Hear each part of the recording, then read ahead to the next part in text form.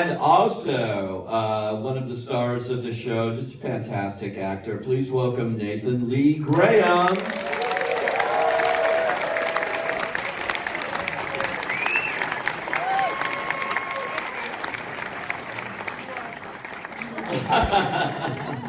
And the creators, writers, they do it all. Of course, Will and Grace, they did Twice and so many things. We have creator, executive producer, and showrunner David Kohan.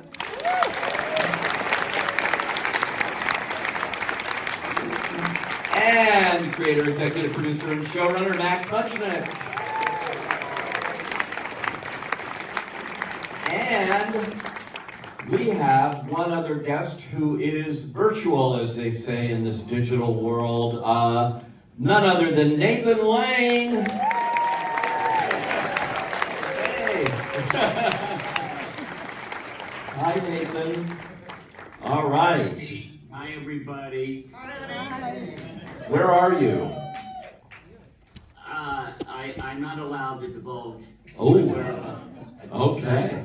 No, I'm in New York City. All right, well, welcome from New York and here at the Directors Guild. And they just saw episode 9 and 10, and a lot of them were just seeing the show for the first time, which is what is so great about these events, gets the word out and everything. But this is a great show. I think I probably said it to all of you at one time or another. I start watching it and I can't stop. It's like chewing gum. You got to see the next episode, the next episode. And it's a throwback to when shows on television, comedy shows, were really funny. You know? You know, let me start with you guys, David and Max, about how this came about now to do this particular show at this time.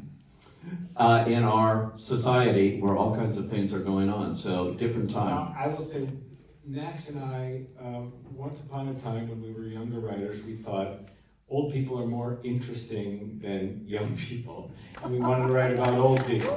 And this time around, the more old people just applauded. No, now we want to write about our contemporaries, basically. That's how long ago we... Who did you write it for? You wrote it for 4 major kind of iconic stars, right? I think we more or less wrote it for people in our lives before we were writing it for stars. But when we were casting it, we wanted to cast Tony Curtis, Alan Arkin, Sandy Dennis, and oh, you're talking about the yes, first very original. Oh, Elaine Stritch. Yeah, Elaine Stritch. Good memory. That's exactly right. Yeah, and the networks went crazy over that talent. Nah. And they had no interest in it. They weren't interested in that line? Not that gold. They didn't want that. But when Nathan Lane signed on, it was like, well, we got our Elaine Stritch. Right.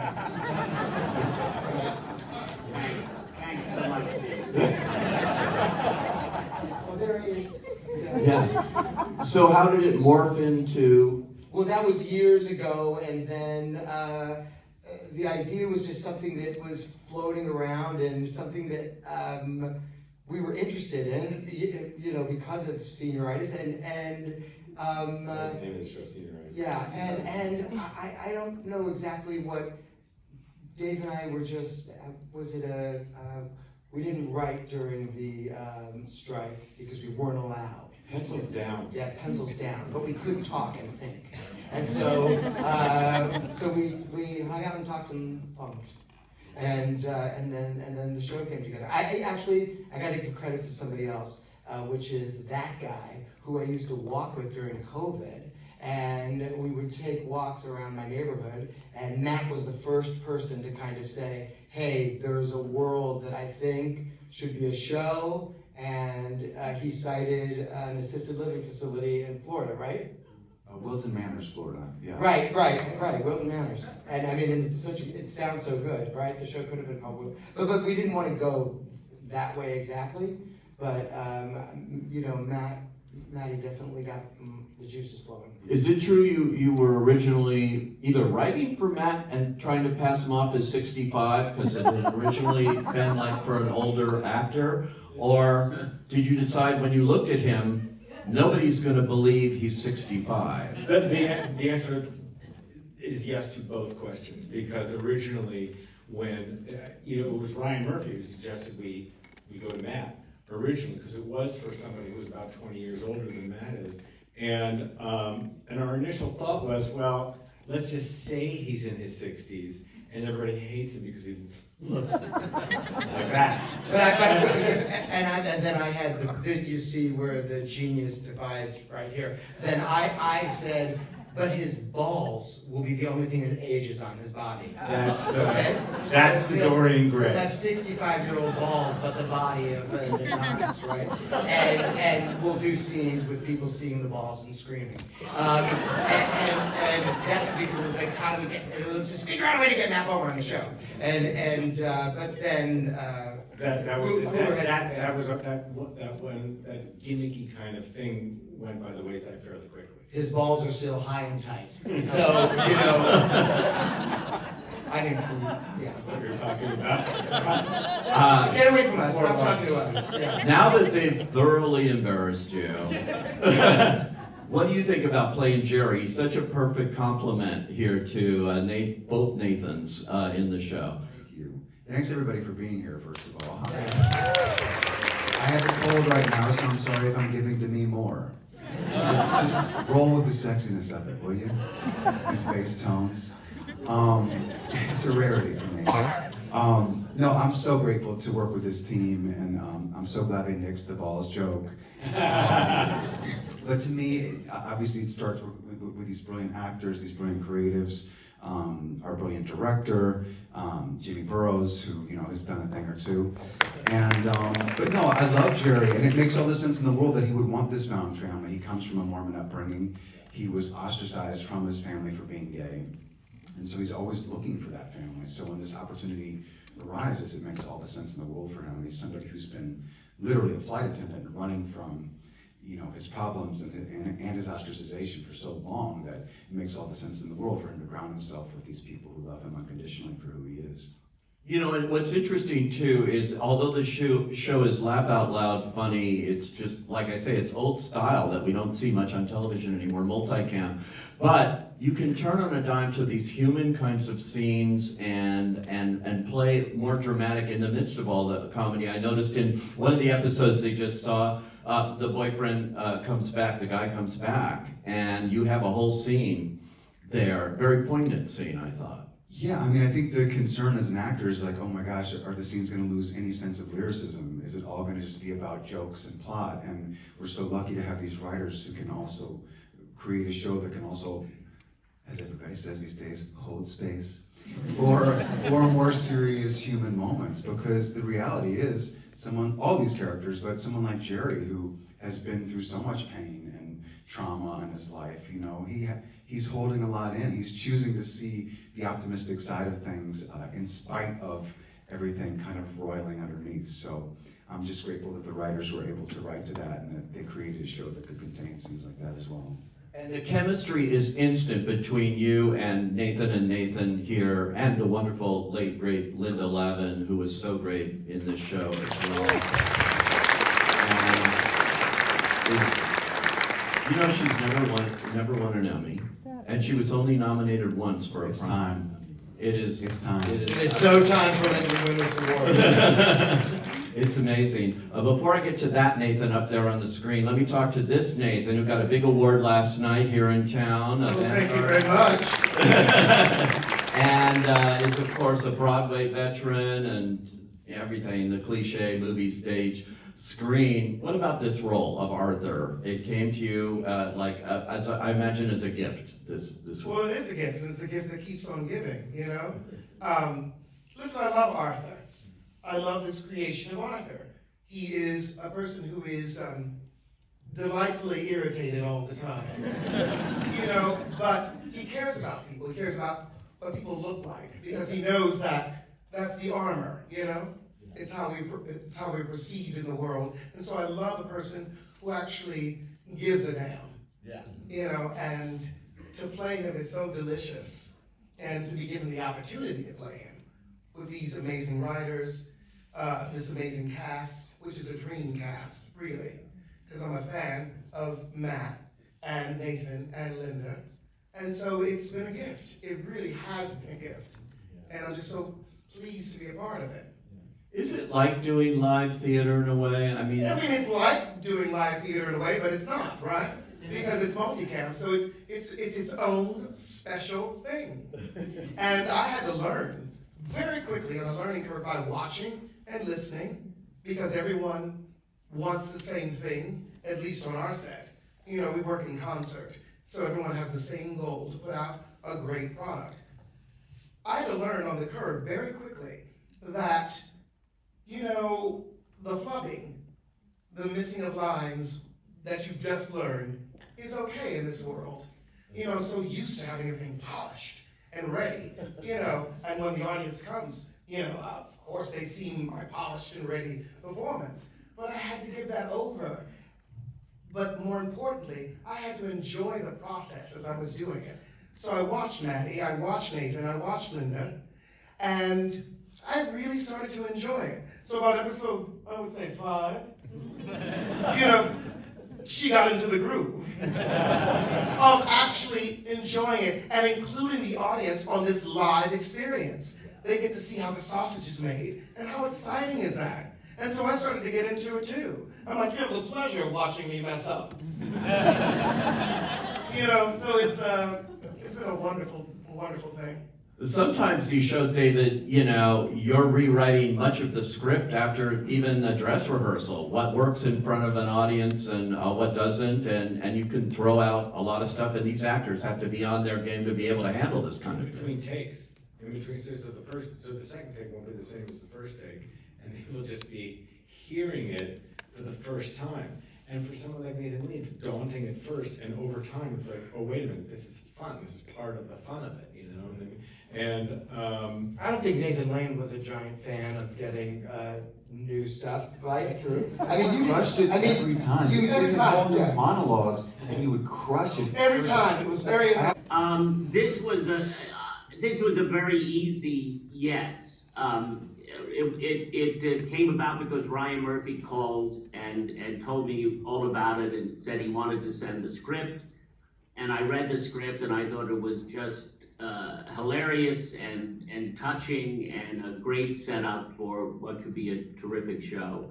And I said immediately I would love to do it, and I met with Max and David by Zoom, and we hit it off, and it was I'm so lucky that they got Matt and Nathan Lee, and it's been a joy from beginning to end. Bunny, you just fit this role so well. It looks like you were born to play this role, or it was written with you in mind. Did you guys have The second we said his name when we started writing, which was on the first day we started writing, you know, we only read it doing, you know, his cadence, and so it was his voice that was in our head. Yeah, it was for him. Yeah. Yeah. So what is it about this character and doing this show at this time, doing television, you know, a weekly kind of show, although this is bingeable, you can watch it all 10 of these episodes at once. What was it, the appeal of that for you at this point in your career?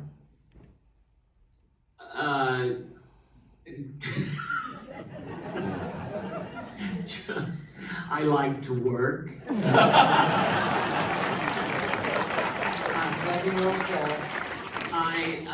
Look, I was a huge fan of Will and Grace, and I can remember, you know, way back, I had done an ill-fated sitcom called Encore, Encore, Please Hold Your Applause Until the End. And at the same time, a new show called Will and Grace also went on the air, and I just thought, gee, I wish I was in that show.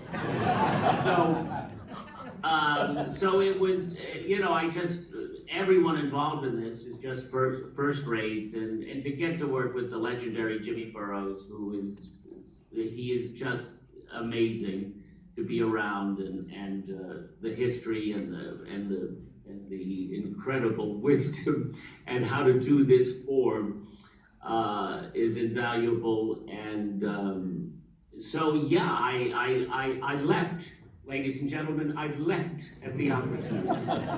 And we're glad you did. And talk to me, Nathan Lane, about working with Linda Lavin on this show, because it just seemed it's a perfect part for her, and you two work so well together with her as your mother.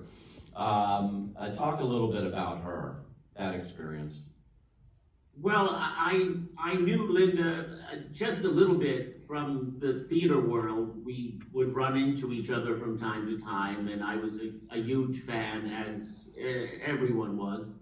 And we would always say, well, she would always say to me, "I hope we get to work together someday," and I would say, "Me too." And so this was just a very special thing to have happen, and she was as great as you would imagine her to be, as an actress and as a person. And she just embraced everyone on that set, and everyone loved her. And so in the midst of this sadness of losing her, it is comforting to know that I think she was having a great time, and she loved working with everyone, and we loved working with her, and it was just joyous. So it makes me happy to know that this was being her last experience acting.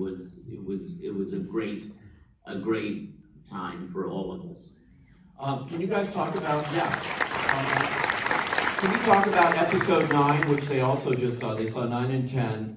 In writing that episode, which is just it's full of tears, but it's also importantly full of laughs too. And I think getting that tone, like I mentioned here with Matt and some of the stuff he's done on it. Well, there was debate when it happened, and it was so shocking. And we had already written the rest of the season. And Ryan came right out to just say, throw it all away and address what's going on. And we're so glad that we did, and because... And don't make it the last episode. And don't make it the last episode, because you want to show that this world continues. But for us as writers, it was, at once the saddest, but in a way, the most gratifying experience in terms of writing a multicam with this happening, and it was so real. And she wanted us to talk about what was going on with her, and that she wasn't well. But it was only door to door. This was a 2 to 3 week experience for us, right? She got sick, and then she passed. So Dave and I just over the holiday went into my den, and we sat down and wrote this episode, and really because with her husband's blessing, we were able to the monologue. And how about that performance from Nathan Lane? And these guys are unbelievable. He did get 2 takes. He got 2 takes on that. But it was done after the first take. We wrote the truth, and that's what was so fantastic. The conversation that when Nathan walks into the room and starts talking about what happened in the car is actually very close to the conversation Linda had driving to the hospital at the end. Oh my God, that scene where he's trying to write the eulogy is so funny, because you're so honest with him, particularly Arthur and you, Jerry, going like, that wasn't her. And he's trying to be so sincere and everything. I thought that was beautifully written, guys. Yeah. Yeah, they'll never pat themselves on the back appropriately, so I have to just give our writers kudos. The way they stepped up to the plate. I mean, this is a huge thing to have happened in the production, and the way you connected so empathetically with her family and just did it the right way, and just took the reins on this was so inspiring to see. And so I'm just very grateful to the work they put into this. I mean, it was one of the most beautiful episodes of television that I've seen, and certainly was a part of. And you want to talk about writing. I had a line. The line was, "Who dis?" I think those are 2 words. Yes. And then a question mark. The power of that, set up in the moment, coming from and going to. This is what we say, brilliance over here. Really, I mean, I'm like, did it play? Did it, did we hear it? It's such a beautiful moment because it was set up to be so, right? And the economy of it, it's just really remarkable. Yeah, I mean, Linda was really big on leaving voicemails, Marco Polo. She liked all that stuff. So we had a lot of that inventory to look at and kind of get inspired by. Yeah, and it was important, what you just said earlier, that it not be the final episode. Yeah. Which I was expecting, this will be the final episode of this season. Hopefully, many more seasons of this show. It's up to you guys. It's up to you guys. I can tell you guys are having a lot of fun on it, doing this. Yeah, so we've got you signed up. And Nathan Lane out there, I bet he wants to do more. He would even come to Los Angeles for it. I would come back. I mean, the Max and David and the whole writers' room, rose to the occasion on that particular episode, but they did it every week, so it was, I'm so grateful to be able to get to say those words. And I had talked to David and Max for a thing I do on Deadline, and I was interested to hear them say and tell a story that they keep politics out of this, and did on Will and Grace too, actually, in a lot of ways. And I go, No. well, yeah, you had one Trump line or something. Yeah. Yeah, but I think at this time, when the LGBTQ community is so under attack in so many ways in this country, that a show like this, that concentrates on humanity, and all of that is more important than ever, if I might editorialize. Right now. I think visibility is its own form of activism, and just reminding people, and I know for myself, if I'm connecting to characters and laughing at the same time, the messaging tends to resonate a little bit more deeply with me. So to get to be on a show and come to work and experience queer joy in 2025 is a gift that I'm incredibly grateful for. And there's a lot of pain out there, and I just don't, we just felt like in the writing of this show that we didn't want to bring that into this world. It's not that we're pretending like the world out there doesn't exist, but let this be an escape. And I couldn't agree more with Mr. Bomer. Like the import of having this kind of visibility right now is just crucial. And the voices just need to be out there, so we do not disappear. Yeah.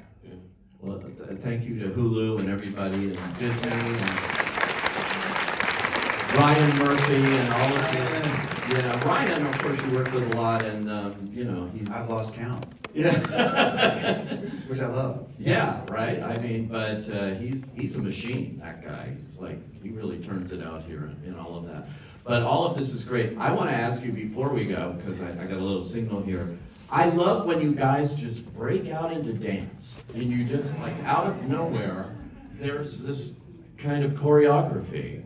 So are you all natural dancers? And Well, Nathan Lane pushes it. He wants it the most. All he wants to do is dance. How do we get dance number into this episode? That's always the first question. Yes. What do you say to that, Nathan? Oh, well, you know how I love to dance. I do have a background in musical theater. Yes, you do. You've been on the boards many times, my dear. Well, But Nathan Lee and Matt are tremendous dancers. Oh, that I is mean, so they, false. even if we don't have a number to do, they're dancing and singing and carrying on. And, Listen, but this happens in real life, in our homes. Yeah. All over, I get these ham hocks up and I'm ready to go. I'm just trying to keep up with these Broadway hoofers. Yeah. And I'm relying on my magic mic moves. That's all I got. There you go. All I got. That's more than enough, actually. Yeah, I think here, but it's so fun, and these people will now go and watch the first 8 episodes now that they've seen how it all wraps here, and everybody can do that on Hulu. It is on Hulu now, and thank you all for coming out here today, and Nathan Lane right there, and sharing the stories behind mid-century modern. More power to you. Thank you for being here. Thank you all for coming out on Saturday.